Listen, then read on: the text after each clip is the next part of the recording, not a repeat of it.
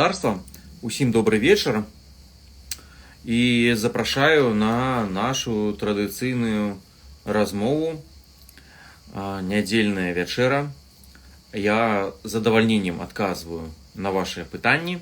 Вы мне задаеце пытанні, ці крышку таксама можете акрэсліць розныя тэмы, пра якія вам цікава пагаварыць, якія цікава абмеркаваць, якія тычацца бадай усіх аспектаў нашага фізічнага, нашага псіхалагічнага, нашага сацыяльнага, нашага таксама віртуальнага і асяроддзя таксама, і рэсурсу здароўя.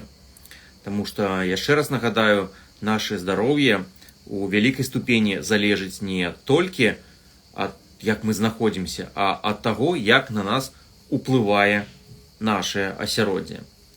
І акрамя усялякіх там размоў пра што карысна, што шкодна, яшчэ вельмі важна правільна, безумоўна, выбіраць асяроддзе і такое правіла, якое салёнага агурка, якім бы ты здаровым ці свядомым агурком бы не быў, калі цябе закатаваць у банку з рассолам, дык рана или позна ты станеш такім агурком. Пра гэта, безумоўна, важна ведаць. Пра гэта важна ведаць. І калі тычыцца гэтага асяроддзя, дык мы з вами, як носьбіты ж, вядома, не толькі генаў, але і носьбіты яшчэ і мемаў, вельмі часта з'яўляемся для нашых мемаў такімі вось біялагічнымі машынамі і распаўсюджваем іх. Гэта ж тычыцца таксама і інфармацыйнай гігіене, як можна раней і зараз забалець пэўнай эпідэміяй, так, хваробай заразіцца, дык гэтым жа можна заразіцца пэўнымі думкамі і пачаць іх распаўсюджваць. З пункту гледжання навукоўцаў няма практычна аніякай розніцы ў тым, як людзі становяцца хворымі на нейкія думкі і ідэалогіі і актыўна іх распаўсюджваюць. Часам, безумоўна, пэўныя думкі могуць уступаць у сімбіёз з чалавекам, як, напрыклад, мы уступаем у сімбіёз з бактэрыямі у нашым кішачніку, і яны нам дапамагаюць, але вельмі часта пэўныя думкі, ідэі, ідэалогіі, яны могуць працаваць як сапраўдныя паразіты. Як адрозніць? Нейкая сістэма меркаванняў, яна добрая для нас ці не? То бок гэтыя мемы для нас, гэта сімбіятычныя бактэрыі карысныя, ці, напрыклад, гэта шкодныя? Вельмі проста, таму што сімбіёз гэта калі нейкія думкі, яны робяць вас, напрыклад, мацней. А ідэалогія паразітарная, і думкі, якія як паразіты, іхняя галоўная задача у першую чаргу гэта распаўсюджвацца. А выжыванне іх носьбіта іх не працуе. Вось ведаеце, напрыклад, як мыш і таксаплазма. Напрыклад, таксаплазма, яна павышае ўзровень дофаміну ў мышы, мыш становіцца бясстрашнай і, не баючыся кота, проста выбягае яму і з'едзена. Ну, іншыя мышы маглі б насамрэч падумаць, во, якая гэта смелая, адважная мыш, што яна перастала баяцца катоў і выкінула выклік. Але насамрэч гэта банальная біялогія. З пункту гледжання паразітаў гэта выгадна, каб гэта мыш была з'едзена катом, і цыкл таксаплазмы ён далей замкнуўся, ўсё гэта кола перадачы паразіта. Ці, напрыклад, смелыя, якім становяцца лісы, калі заражаюцца гэтым самым. Такімі ж смелымі становяцца і распаўсюджвальнікі ідэалогіі. Безумоўна, у ранейшыя часы гэта рэлігійны фанатызм. Гэта якраз прыклад, калі чалавек заражаны гэтай ідэалогіяй і, незважаючы на ўласнае жыццё і на жыцці іншых людзей, ён яе фанатычна распаўсюджваецца. То бок, у гэтым выпадку прыкладам такога паразіта з'яўляецца пэўная рэлігійная ідэя, носьбітам з якой з'яўляецца гэты заражоны чалавек. А у нашым з вами выпадку мы можам таксама бачыць два асноўных тыпа сучасных рэлігій. То бок у нас сучасная рэлігія гэта правая ці левая ідэалогія, якія заражаюць людзей, якія маюць біялагічную уразлівасць да вось гэтай тут історыі, да гэтай історыі. І, безумоўна, гэта не мае нічога ні з якім палітычным свядомым выбарам ці гэтак далей. Гэта вось проста прыклад такого вось нашай біялагічнай уразлівасці. Ну, вярнемся до наших звычайных тэм. Шановне гаспадарства, ваши пытанні, тэмы, пра якія вам хочацца пагаварыць, задавайце, калі ласка, я буду чакаць. Пакуль вы збіраецеся з думкамі, яшчэ вельмі просты лайфхак, які магу я вам параіць. Вось, каб вы на яго яшчэ паглядзелі, такі просты лайфхак. Гэта пра ежу як есть менш, гэта пра памяць. Глядзіце, навукоўцы даўно заўважылі, што тыя людзі, у якіх развіваецца згуба памяці, яны губляюць амнезія пэўнага часу, яны хутка набіраюць вагу. І аказалася, што чым горш ваша памяць, тым больш вы пераядаеце. А чым лепш ваша памяць, тым менш вы пераядаеце. І вось такі вам вельмі просты і мегаэфектыўны лайфхак. Перад тым, калі вы селі за стол, успомніце ўсё, што вы ели перад гэтым. Всё? На папярэдні прыём ежы маю на ўвазе. Успомніце, уявіце гэта, убачце, паспрабуйце. Што можна заўважыць пры гэтых назіраннях? Па-першае, вельмі шмат людзей увогуле неверагодна дрэнна памятаюць тое, што яны ели учора. А мозг працуе як? Калі вы не можаце ясна ўспомніць, што вы ели там папярэдні раз, ці учора нават, ён лічыць, што гэтага нібыта не было, і вам запіхвае дадатковыя калорыі, каб вы паелі, бо я дакладна не памятаю, што я учора там ел. Уяўляеце, гэта працуе. Чым лепш вы памятаеце, тым менш вы пераядаеце. Таму яшчэ, калі вы пачынаеце весці свой харчовы дзённік, гэта працуе мегаэфектыўна яшчэ такім чынам. Вы калі записываеце ці ў нейкую аплікацыю, ці на паперы, што і калі вы з'елі, ці калі проста захоўваеце ў асобнай дзесьці тэчцы ці папцы дзесьці фоткі, ці там нейкім там канале дадатковым прыватным закрытым, ўсё, што вы ели з кароткім подпісам, і проста фоткайце і глядзіце, што было папярэдняе, гэта на вас вельмі моцна ўплывае. Вы бачыце, што вы ели, мозг гэта лепш памятае, і ён кажа: о, я сажуся абедаць, гляджу, што я з'еў на сняданак, трасца, так я шмат з'еў на сняданак, і у вас адразу пачынаецца зніжацца апетыт на абед, таму што ваш мозг перастройвае ўсю гэту сістэму чакання і гэтак далей.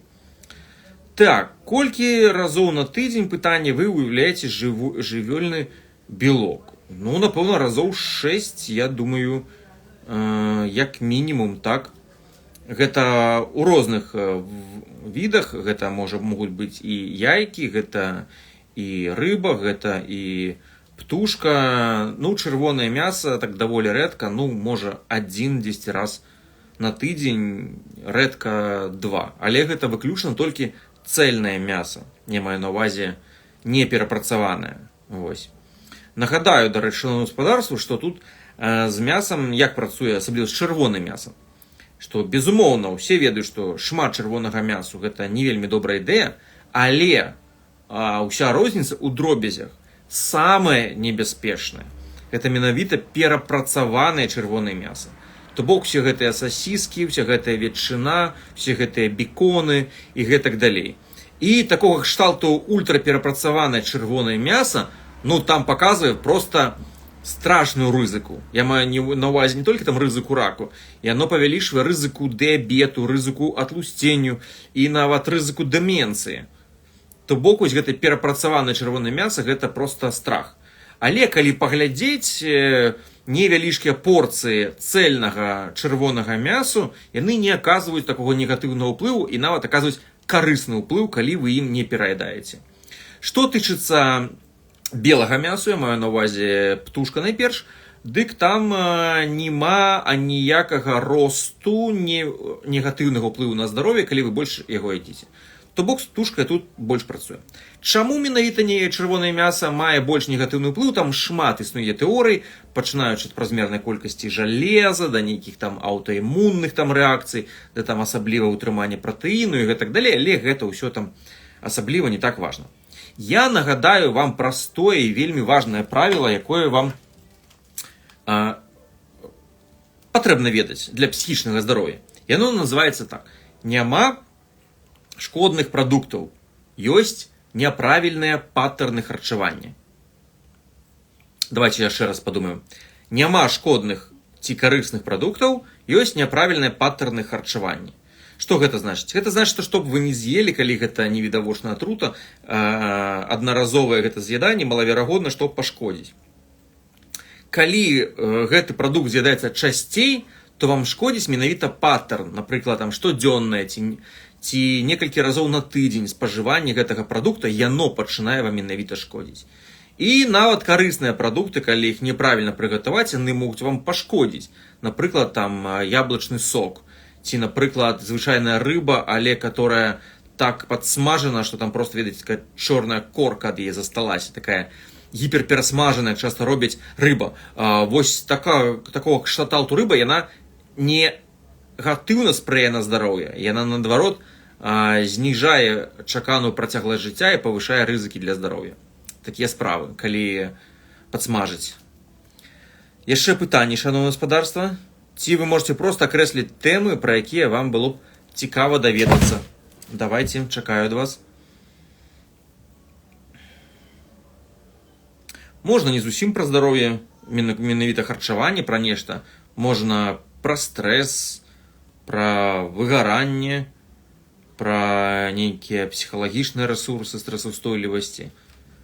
Шмат існуе цікавых тэм, таму у вашай уладзе іх распачаць і прапанаваць гэтыя тэмы.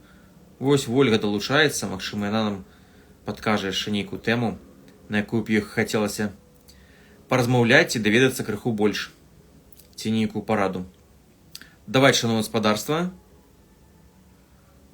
вашыя тэмы.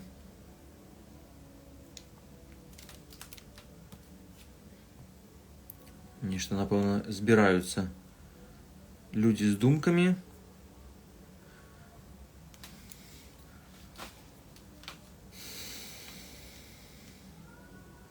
Давайте, шановне гаспадарства. Можете сказаць, што гэта пытанне не для мяне, гэта мяне спытаў адзін сябар. Гэта я пытаю для сябра. Мы таксама такі варыянт прымаем. Таму не саромейцеся. Саромецца павінны той, хто не задае пытанні. Калі у вас ёсць пра што спытаць, і вы можете сфармуляваць пытанні, гэта заўсёды варта павагі. Давайте, шановне гаспадарства. Так, збіраюся худнець. У эміграцыі 20 кілаграм, нанялся трэнера, баюсь, што кіну. Што параіце, каб не кінуць? Ну, пра фізічную актыўнасць так. Яна пры пераездах і пры нейкіх стрэсах мы пачынаем набіраць вагу. Не лайце сабе за гэта. Не трэба сабе крытыкаваць. Насамрэч, гэта натуральная рэакцыя нашага арганізма. Таму што калі наш мозг, нашае цела сутыкаецца з такой неакрэсленасцю, неўпэўненасцю ў будучым, то наша натуральная фізіялагічная рэакцыя – гэта набіраць вагу. Ну, таму што мільёны гадоў таму ўвесь час гэта працавала, бо мы ведаем, што пакуль тоўсты сохне, худы здохне. І гэта так працавала, і наш мозг кажа, не ведаеш, што ў будучыні будзе, еш. Нешта не ўпэўнена з працай, еш. Праблемы ў адносінах, еш. І мозг спрабуе пра гэта праклапаціцца. Бачце як. Што тут трэба зрабіць? Па-першае, работае праца з галавой, калі мы вучымся быць больш талерантнымі да будучыні, да неўпэўненасці. Як гэта зрабіць? Гэта трэба зрабіць тады, калі мы фокусуемся ўсё больш і сваю увагу зварочваем на тыя справы, якія знаходзяцца пад нашым кантролем. І менш увагі і сіл марнуем на тыя справы, якія знаходзяцца не пад нашым кантролем. То бок гэта элементарны стаіцызм. Вельмі вам раю. На мой пагляд, гэта бадай лепшая, самая практычная філасофія і сістэма, якая існуе. Нават калі ўзяць сучасную когнітыўна-паводзінную тэрапію, дык яе заснавальнік Аарон Бек, ён шчыра сказаў, так, я скапіраваў гэта ў стаіцызму, але я ўзяў толькі малую долю методык, якая ў яго існуе. То бок, вось гэта дыхатамія кантроля, так, першае. Па-другое, гэта тое, што адаптавацца да любых пераменаў нам паможа найперш фізічная актыўнасць. Так, гэта я раю выключна для ўсіх. у любым выглядзе. Нават проста калі хадзіць пехам, гэта таксама працуе, танцаваць. Менавіта фізічная актыўнасць, яна падтрымлівае больш высокі ўзровень нейрапластычнасці, які дапамагае нам лягчэй адаптавацца ў любых умовах і не выгараць. Ну і цяпер, нарэшце, да самога пытання Хельгі мы звяртаемся. Каб зрабіць добрую звычку, трэба спакусіць свой мозг. Што гэта значыць? Ну так, сапраўды, ведаеце, як там пікапер, ці нейкі спакушальнік, ён спакушае. Ён не кажа, напрыклад, «Хей, нам абодвум сумна, давай зоймемся з табом сексам». Не круто, не, зусім не. То ж самае кажа, «Хей, цела, пабеглі бегаць». Цела такое, не круто, трэба эканоміць энергію. А як зрабіць? Просто так, глядзіце, вы так глядзіце, нешта дома сумна. Ці я буду тут сидзець сумаваць у хаце, марнаваць свой час і круціць нешта ў галаве, ці я просто возьму зручны абутак і выйду, пройдуся, вось зраблю вялікае кола, пагляджу, што там цікавага адбываецца. Цікавасць. Вось гэта менавіта паспрабуйце абудзіць да сабе цікавасць да фізічнай актыўнасці, атрымаць ад яе задавальненне. І павінна выконвацца два вельмі важных крытэрыя. Першае, гэта якраз пра добрае прадчуванне і паслясмак. То бок, калі вы перад трэніроўкай адчуваеце такое, чакаеце яе, а пасля завяршэння трэніроўкі у вас застаецца прыятны паслясмак, тады гэта значыць, сапраўды ваша звычка становіцца моцнай і вы не кінеце. Таму паспрабуйце менавіта падключаць на першым этапе больш задавальнення, больш цікавостак. Пачніце з больш лёгкага, каб не стамляцца. Зацікаўцеся шчыра. Таму што вось такая цікавасць, яна заўсёды ў нас дзіцячая існуе дзесьці ў душы, яе проста патрэбна абудзіць, і проста патрэбна актывізаваць, і працэс гэты увесь пойдзе. Тое ж самае да фізічнай актыўнасці. Задача пабудаваць гэта, каб гэта было ў задавальненні. Каб вам падабалася, як вы сабе адчуваеце пасля трэніроўкі, больш упэўнена. Каб вам падабалася, як рухаецца вашае цела, бо гэта дае вам пачуванне таго, што вы жывяце, што вы жывыя.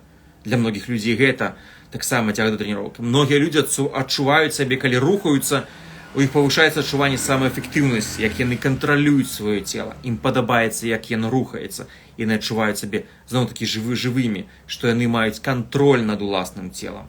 І, безумоўна, фізічная актыўнасць, яна, чым яшчэ класна, яна вельмі вяртае пачуццё вось такой самаэфектыўнасці. Мы пачынаем нейкія рэальныя дзеянні выконваць у свеце, і мы бачым, што у нас гэта атрымоўваецца. І гэта прыдае нам больш энергіі. Вось. Ну і, канешне, каб звычка рабілася, трэнер, сябры, нейкае месца, нейкі расклад, гэта ўсё важна. Каб не зляцець, трэба ўсе перашкоды ператварыць у урокі для сабе. То бок і загадзя прадумаць. Напрыклад, падумаць, вось ёсць звычка, якую я збіраюся выпрацоўваць. Што можа мяне спыніць? Бярыце ліст паперы і ўсё выпісваеце. І на кожную ідэю, што можа спыніць, адразу прапануюць рашэнне. Мне надта складана, мне надта сумна, не тое надвор'е, а што я буду рабіць, калі шмат працы, а што я буду рабіць, калі я прастыў.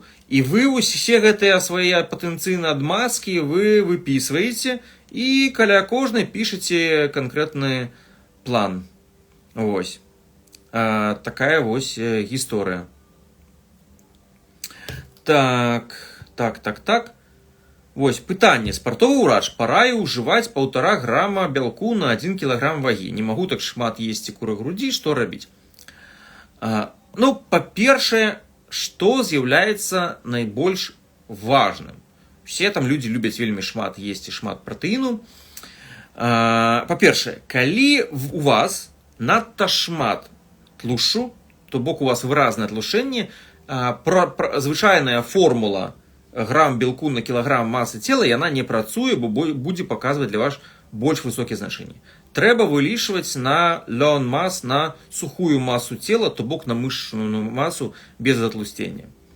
Па-другое, ніжэйшай граніцай з'яўляецца 0,8 ці для большасці людзей 1 грам на кілаграм масы цела. Гэта для людзей, якія там не маюць асаблівых моментаў. Па-другое, часам больш вялікія лічбы, там 1,2, 1,5 грам на кілаграм вагі, яны больш працуюць для тых, хто інтэнсіўна займаецца і пры гэтым губляе вагу. То бок для тых, хто імкнецца да гэтак званай рэкампазіцыі, адначасовага схуднення і павелічэння мышачнай вагі. Вось для гэтых людзей тады больш падвышаныя лічбы белку маюць месца быць. Калі вы займаецеся як звычайны чалавек 3 разы 10 там, на тыдзень, 2-3 разы, то для вас гэтыя падвышаныя лічбы, яны практычнага значэння не маюць, гэта больш такія спартовыя лічбы. Вось такі адказ на гэтае пытанне, таму для вас гэта і не трэба. Можа 1,2, можа 1, гэтага будзе цалкам дастаткова. Яшчэ пытанне, шановнае гаспадарства. Вось, так, одно пропуск. Добрый вечер, ночная патлівасць, асабліва вакол дзён з менструацыяй. Што значыць? У начной патлівасці ёсць там, лічыце, 1,5 десятка патэнцыяльных прычын. Як і проста як ад стрэсавых, так і набліжаючыся пэўна менапаўза нейкія, перапады з гармонаў могуць быць. Ці гэта можа быць нейкімі ўласнымі тэмпературнымі з'явамі вызвана быць. Ці ў больш рэдкіх выпадках там нейкія рэдкія ці цяжкія хваробы, але я думаю, што гэта не ваш варыянт. І ўсё гэта прыводзіць да начной патлівасці. То бок тут трэба разбірацца па аднаму сімптому, немагчыма сказаць. Ось. Яшчэ пытанні. Ось. Ну і калі тут курку есці ці нешта іншае, ну, пра гэта мы ўжо меркавалі. Так, хацела запытаць наконт камунізму. Нечаканае пытанне ад Хельгі, ну добра. Ці не думалі вы, што ў глыбіні гэта добрая ідэя, проста бальшавікі згвалцілі?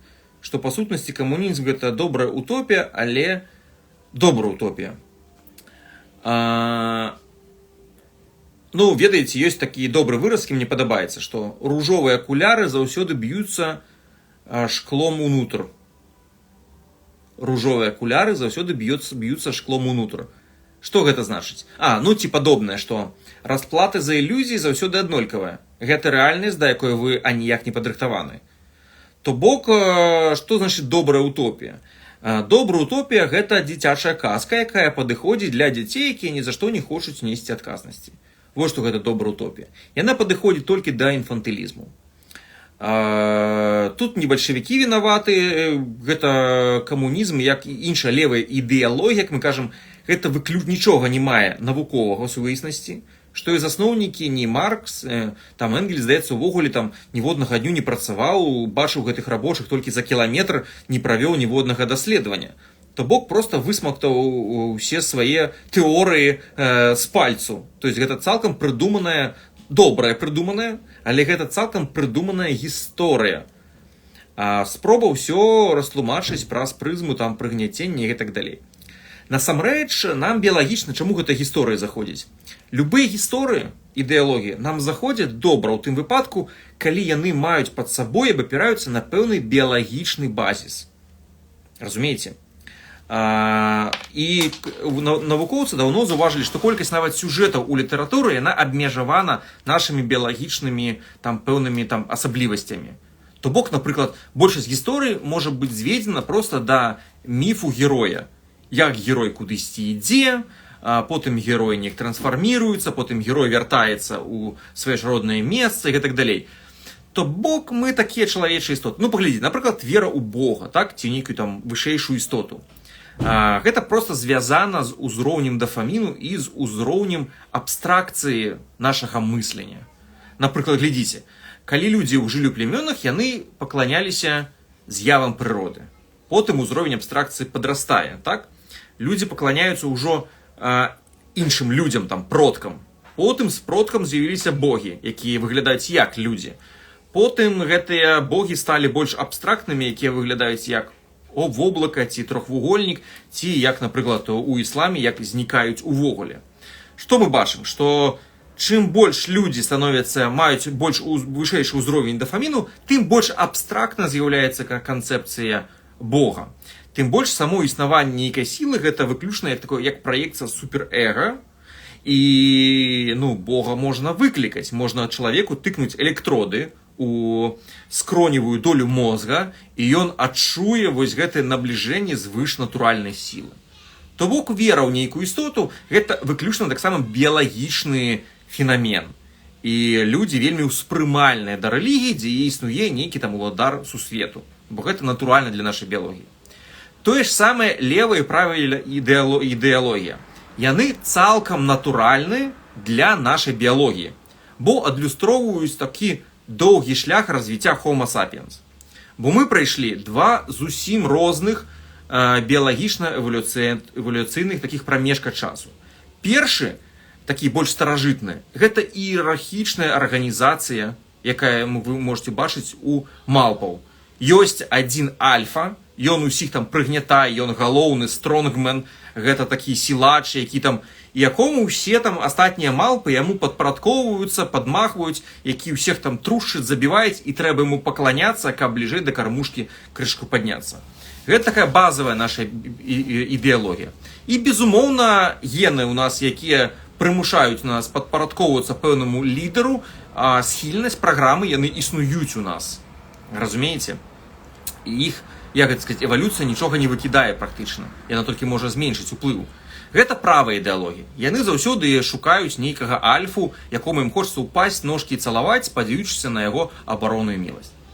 Іншая ідэалогія, гэта ідэалогія, якая ахоплівае таксама вельмі доўгі перыяд існавання чалавека, гэта плямёны паляўнічых збіральнікаў, дзе існаваў гэта так званы эгалітарызм.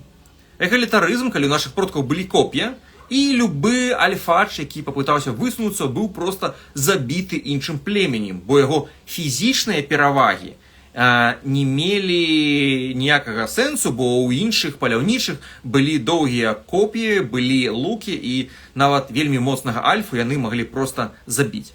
І ў гэтых племёнах не існуе моцнага лідара, які падпарадковвае іншых, існуюць сем'і манагамныя, якія супрацоўнічаюць паміж сабой на добраахвотнай аснове. Вось. Нейкі там, хто глава гэтага племені, ён можа выбірацца, можа змяняць, але ён, безумоўна, не падаўляе, не мае такога права іншых. І гэта акурат наш тое, што называлі раней першабытным камунізмам, які можа існаваць там, дзе ўсім ведаюць, усе з усім дзеляцца і гэтак раней. Але ў гэтым, безумоўна, ёсць і пэўныя праблемы. Калі ты вымушаны з усімі дзяліцца, ты нічога не можаш назапасіць. Ты добры паляўнічы, ты забіў сваю здабычу. Всё, яе вымушан падзяліць між усялімі іншымі. У цябе ўсё адбіраюць. Таму ў гэтых племёнах таксама былі пэўныя свае праблемы, закалоты і гэтак далей. Вось гэтая першабытная роўнасць, калі ніхто нічога не мае, всё дзеліцца паміж іншымі, гэта гісторыя левая. Нянавісць да любой аўтарытарнай улады, нянавісць да любога элітызму і, канешне, жаданне ўсіх адабраць і падзяліць. І вось гэты перыяд першабытнага эгалітарызму, ён таксама, безумоўна, застаецца ў нашых генах. Гэта жаданне да нездаровай роўнасці. Я кажу там нездаровай, таму што нават калі ты гэта знайшоў і зрабіў, тебе ўсё роўна гэта адбяруць. Бо гэта такія законы племені. І зараз, дарэчы, у першабытных племёнах, там дзесьці Палінезіі, такая ж праблема. Яны нічога не могуць закапіць ніякіх грошай, таму што ў іх сваякі ўсё просто прыходзяць і адбіраюць. Кажа, ты мне сваяк, і раз усе грошы ў цябе забралі. І паглядзіце, напрыклад, нашы біялагічныя праграмы таксама ў залежнасці ад пэўнага моманту могуць змяняцца. Напрыклад, возьмем самы папулярны прыклад, гэта левыя і правыя праграмы, так? Напрыклад, праграма вернасці. Напрыклад, у жанчыны таксама існуе две праграмы. Першы гэта праграма манагаміі, праграма вернасці.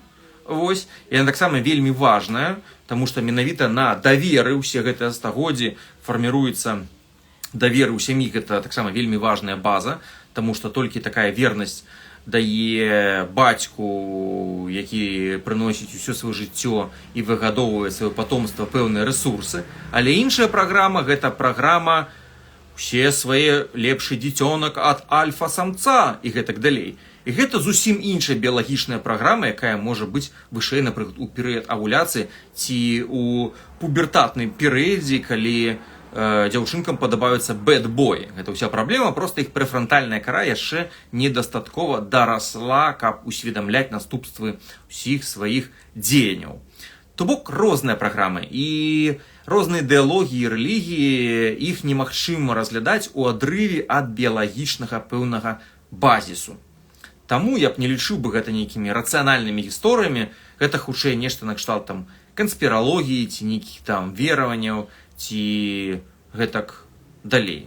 Рацыянальнасці, розуму, навукі тут, на жаль, няма, таму все гэтыя правыя, левыя гульні раю вам успрымаць як там, напрыклад, там, як канспіралогію ці нейкія там рэлігійныя, смешныя такія абрады і рытуалы, якія ладзяць там гісторыі. Вось. Ну, наш час, здаецца, ўжо падышоў да канцу, так? Дзякую вам за ўвагу і давайте апошняе пытанне, у каго ёсць. Пішыце, я па магчымасці падкажу. Звон у вушах. Праблема са слыхам невялікія. Цяжка сказаць. Ёсць лячэнне звону ў вушах, але яно там нейкае ультрасучаснае. Сачыце за навінамі замежных лабараторый, там, я думаю, штосьці павінна быць. Апошняе пытанне, шановнае гаспадарства.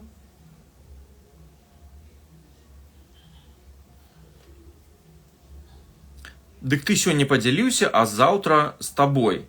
Не, гэта, безумоўна, так не працуе. Вось, таму што гэтага не можа існаваць. Ну, як гэта можа існаваць, але цана, за якую плаціць іншая. Напрыклад, калі мы кажам, вось сямейная падтрымка, сямейныя ўсе гэтыя узы і гэтак далей, але плата за гэта, напрыклад, жанчына, так, якую там падтрымліваюць, напрыклад. Плата за тое, што людзі з'яўляюцца таварам для сваёй сям'і, вырашае ўсё глава сям'і, і гэта такі даволі жорсткі патрыархат, дзе з табой дзеляцца, але з табой дзеляцца таму, што ты проста як тавар, які не мае ўласнага меркавання і так далей. Вось што такое ровенства для ўсіх у рэальнасці, калі ў племёнах пабачыць. Проста гэта людзі не маюць аніякага права голаса. Дыета пры рассеянным склерозе ці існуе, калі ласка, на беларускай мове пытайце. Так, пры рассеянным склерозе існуе пэўна дыета. Гэта найперш звычайная супрацьзапаленчая дыета, якая зніжае сістэмны ўзровень запалення, бо гэта дазваляе запаволіць прагрэсаванне склерозу. Ну і яшчэ, напэўна, можна адзначыць, спецыяльна ёсць дыеты, якія дапамагаюць клеткам аднаўляць такую галоўную мішень пры рассеяным склерозе, гэта міелінавыя абалонкі. Таму гэта дыеты ўключаюць вельмі шмат адмысловых фосфаліпідаў, тлушчоў і гэтак далей, якія дапамагаюць клеткам усё гэта адаптаваць. Таму паглядзіце, там існуе адмысловыя даволі эфектыўныя дыеты. Дзякую усім, жадаю вам добрага тыдню. Паспрабуйце тыя правілы, якія мы ўжылі. Галоўнае заданне на тыдзень. Кожны раз, калі сядаеце за стол, успамінайце, што вы з'елі перад гэтым на папярэдні прыём ежы. І гэта добрая нагода патрэніраваць памяць і адчуваць сабе больш сытым. Паспрабуйце, вы будзеце прыемна здзіўлены. Да сустрэчы роўна праз тыдзень у наступную нядзелю. Загадзя рыхтуйце свае пытанні, каб нам было больш жывей, больш бадзёра іх абмяркоўваць. Добрага тыдня, шановнае гаспадарства. Бывайце.